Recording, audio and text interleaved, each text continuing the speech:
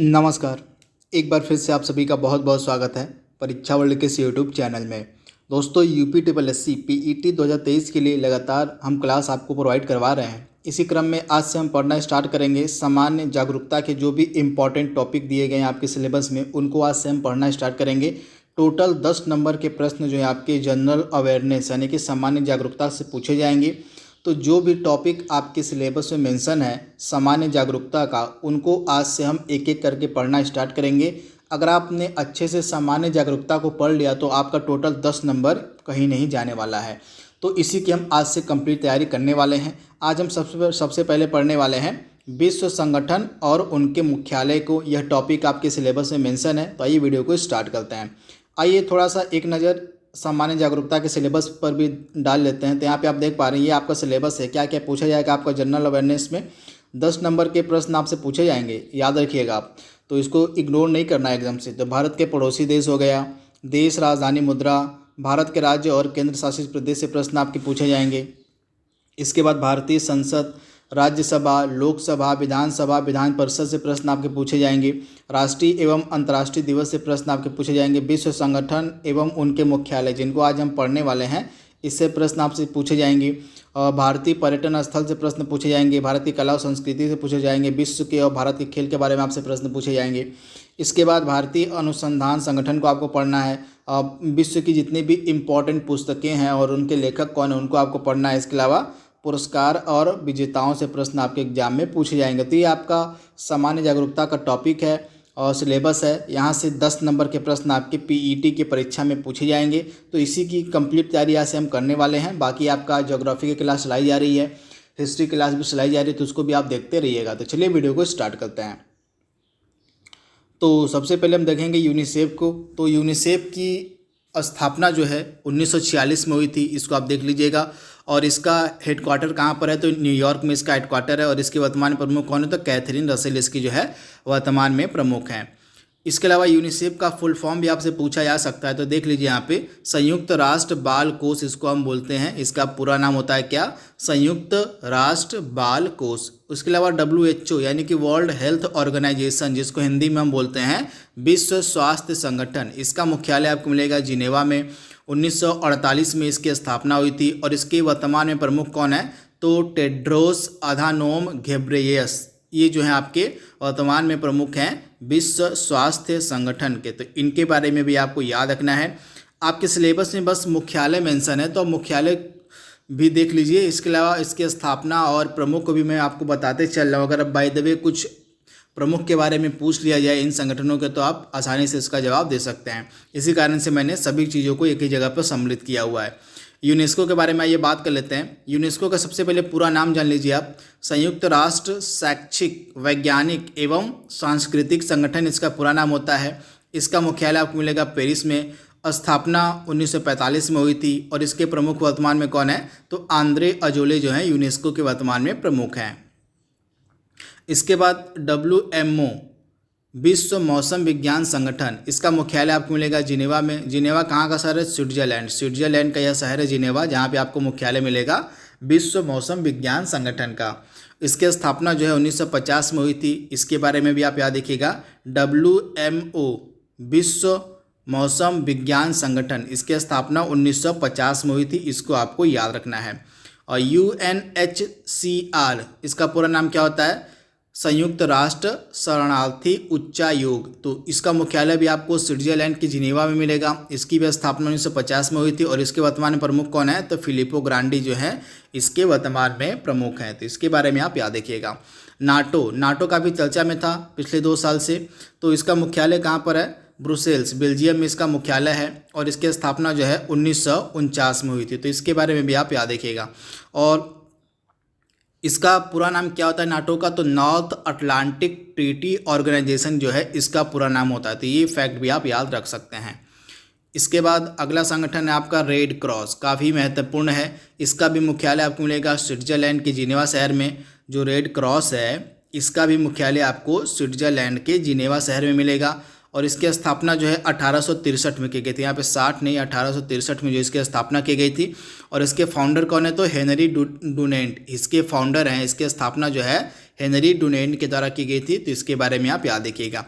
IOC international Olympic committee, अंतर्राष्ट्रीय Olympic समिति, इसका भी मुख्यालय आपको स्विट्जरलैंड के लुसाने शहर में मिलेगा। जो अंतर्राष्ट्रीय ओलंपिक समिति है इसका मुख्यालय आपको स्विट्जरलैंड के लुसाने शहर में मिलेगा और इसकी स्थापना जो है 1894 में की गई थी। इसके बाद बात आती है ICC की, अंतर्राष्ट्रीय क्रिकेट काउंसिल, काफ़ी महत्वपूर्ण यह है। तो इसका मुख्यालय आपको मिलेगा दुबई में, याद रखिएगा आप। 1909 में इसकी स्थापना की गई थी, बहुत ही महत्वपूर्ण है। और इसके वर्तमान में अध्यक्ष कौन है? तो ग्रेग बार्कले जो है इसके वर्तमान में अध्यक्ष हैं। क्या बता सकते हैं कि 50 ओवर का जो इस बार का वर्ल्ड कप है किस देश में खेला जा रहा है? आपको बताना है। इस बार का ICC का 50 ओवर का जो वर्ल्ड कप है कहाँ पर खेला जाएगा? इसका जवाब आपको कमेंट बॉक्स में देना है। इसके बाद अगला इंपॉर्टेंट संगठन है आपका ILO, अंतर्राष्ट्रीय श्रम संगठन, काफ़ी ज़्यादा महत्वपूर्ण है, इंटरनेशनल लेबर ऑर्गेनाइजेशन।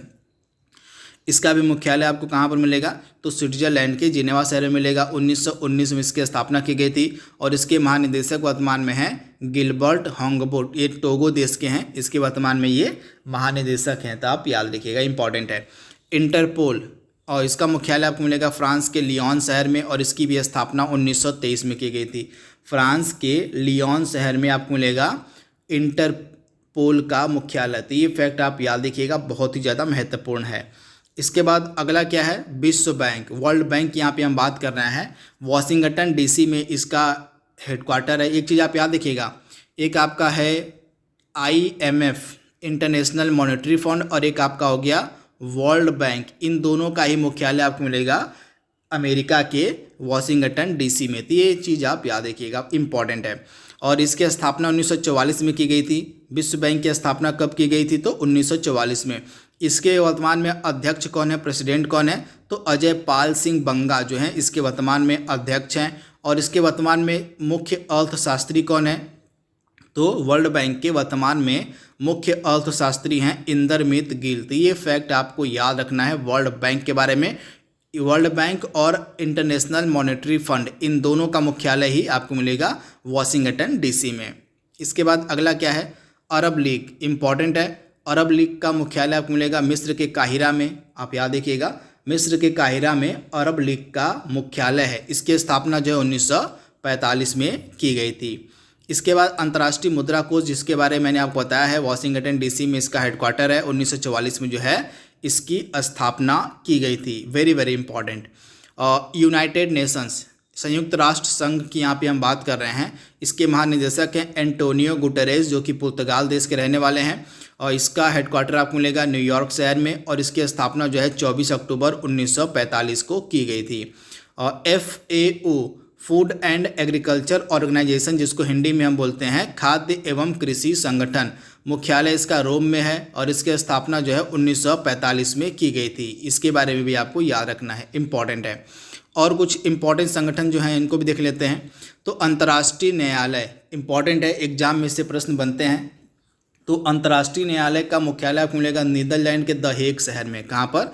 तो नीदरलैंड का जो द हेग शहर है यहीं पे आपको मिलेगा अंतर्राष्ट्रीय न्यायालय का मुख्यालय और इसकी स्थापना जो है 1945 में की गई थी। इंपॉर्टेंट है। इसके बाद आपका अंतर्राष्ट्रीय परमाणु ऊर्जा एजेंसी, इसका मुख्यालय कहाँ पर आपको मिलेगा? तो ऑस्ट्रिया के वियना शहर में।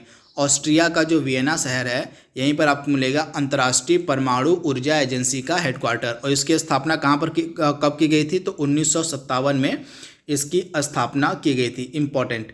और इसके बाद अगला क्या है?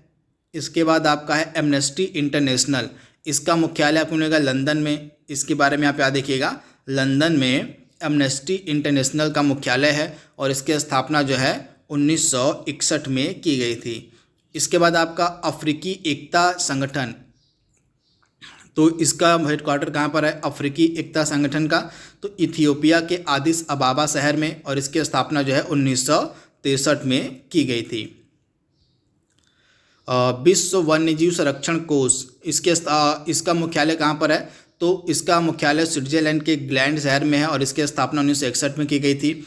इसके बाद OECD, जिसका पूरा नाम है आर्थिक सहयोग और विकास संगठन, इसका मुख्यालय आपको मिलेगा फ्रांस के पेरिस शहर में और 1961 में जो है इसकी स्थापना की गई थी। कब? तो 1961 में OECD की स्थापना की गई थी।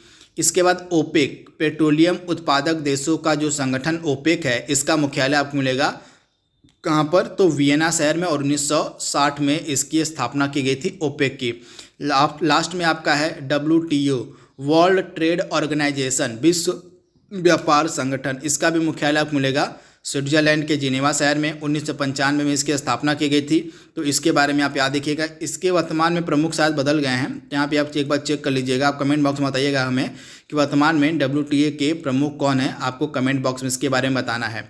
शायद मुझे थोड़ा सा इस पर कन्फ्यूजन है, तो आप इसको देख लीजिएगा एक बार, इसके प्रमुख वर्तमान में कौन है। इसके बाद आपका है अंकटाड, ये भी इम्पॉर्टेंट है।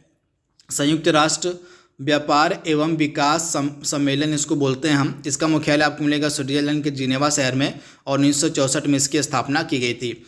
एशियाई विकास बैंक, एशियाई विकास बैंक जो है आप यहाँ पे याद कर लीजिएगा। एशियाई विकास बैंक जो है इसका मुख्यालय आपको मिलेगा मनीला शहर में, फिलीपींस के मनीला शहर में और इसकी स्थापना जो है 1966 में की गई थी, याद रखिएगा आप। इसके बाद यूनीडो, संयुक्त राष्ट्र औद्योगिक विकास संगठन, इसका मुख्यालय आपको मिलेगा ऑस्ट्रिया के वियना शहर में और इसकी स्थापना जो है यूनीडो की 1960 में की गई थी। वेरी वेरी इंपॉर्टेंट, आप याद रखिएगा ये सारे संगठन। इसके बाद दक्षिण पूर्वी एशियाई राष्ट्रों का जो संघ आसियान है, इसका मुख्यालय आपको मिलेगा इंडोनेशिया के जकार्ता शहर में। 1967 में जो है आसियान की स्थापना की गई थी, याद रखिएगा 1967 में आसियान की स्थापना की गई थी। क्या आप बता सकते हैं कि क्या भारत जो है आसियान का मेंबर है? इसके बारे में आपको बताना है। इंडिया जो है आसियान का मेंबर है या नहीं, कमेंट बॉक्स में आपको बताना है।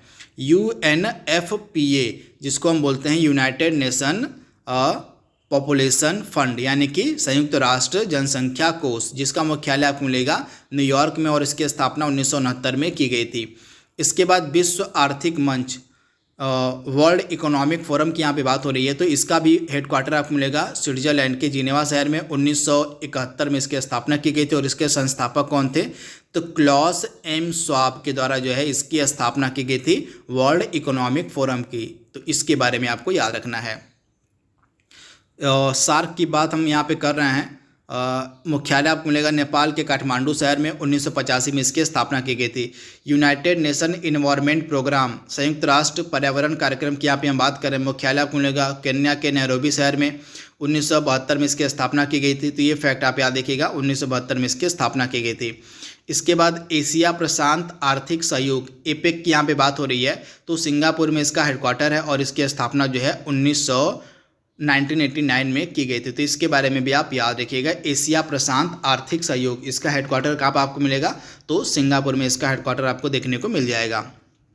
बिम्स्टेक की यहाँ पे हम बात कर रहे हैं। बिम्स्टेक तो मुख्यालय आपको मिलेगा बांग्लादेश के ढाका में, इसका मुख्यालय है। 6 जून 1997 को इसकी स्थापना की गई। तो इसके सदस्य देश कौन कौन से हैं? तो बांग्लादेश, भूटान, भारत, म्यांमार, नेपाल, श्रीलंका और थाईलैंड जो है इसके सदस्य देश हैं। तो इनके बारे में आप याद रखिएगा। यूरोपियन यूनियन की यहाँ पे बात हो रही है। स्थापना 1 नवंबर 1993 को की गई थी और इसका मुख्यालय आपको मिलेगा बेल्जियम के ब्रुसेल्स शहर में। ISA, अंतर्राष्ट्रीय सौर गठबंधन, एक मात्र अंतर्राष्ट्रीय संगठन है जिसका मुख्यालय आपको मिलेगा भारत में। तो कहाँ पर? भारत में गुरुग्राम में इसका हेडक्वार्टर है। 2015 में जो है इसकी स्थापना की गई थी अंतर्राष्ट्रीय सौर गठबंधन की। तो इसके बारे में आपको याद रखना है। गुट निरपेक्ष आंदोलन का मुख्यालय आपको मिलेगा इंडोनेशिया के जकार्ता शहर में। संघाई सहयोग संगठन का मुख्यालय आपको मिलेगा चीन के बीजिंग में। यहाँ पे हम SCO की बात कर रहे हैं, संघाई सहयोग संगठन की यहाँ पे हम बात कर रहे हैं। तो इसका जो मुख्यालय है आपको कहाँ पर मिलेगा? तो चीन के बीजिंग में इसका मुख्यालय देखने को मिल जाएगा। IMO, अंतर्राष्ट्रीय समुद्री संगठन का मुख्यालय आपको मिलेगा लंदन में। तो इसके बारे में आप याद रखिएगा। तो इस प्रकार से जो भी इम्पोर्टेंट आपके संगठन विश्व के बन सकते थे, उनका मुख्यालय कहाँ कहाँ पर, उसको हमने यहाँ पे कवर कर लिया है। प्रश्न आपके एग्जाम में इस वीडियो से बाहर नहीं पूछे जाएंगे। तो आज के लिए बस इतना ही। Thank you, thanks for watching, thank you.